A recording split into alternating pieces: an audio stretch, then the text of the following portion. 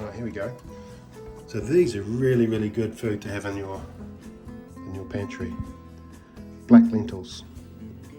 And they cook quite quickly, quite easily, like a very small bean, but the taste delicious, tastes like meat.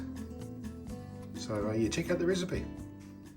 Here's our wonderful plant-based Bolognese ingredients: the zucchinis, the carrots, olives, mushrooms, onion, dill, and we've also got the black lentils, of course. So the black lentils, we're going to just soak those aside, just like you would with rice, the same quantity of water. And you might need to find yourself a spiralizer if you haven't got one to do this zucchini noodle arrangement. Otherwise it can be a little bit difficult to do it without this device. But it's worth getting one because they're not very expensive and they make an unbelievable amount of zucchini noodles very, very quickly. So yeah, I'd give that a go. All right, so now we're going to shred up the carrots. We want to have all these ingredients ready to go at the same time. So we'll set those aside. And then we'll just start dicing up the other ingredients. So garlic and onions, the dill, and slice up the mushrooms. Okay, let's get cooking. So we'll just heat up the coconut oil. Saute the garlic and onions just for 2 or 3 minutes until they're a bit soft.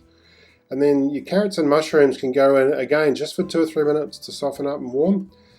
And then the lentils, the olives, the honey, oregano, the chili flakes, the cumin, everything goes in. The tamari, the soy sauce, the tomato passata, and the coconut cream. So it's all in one and really easy. Just let that cook down now. So it's only going to take about 10 minutes, cook through nicely.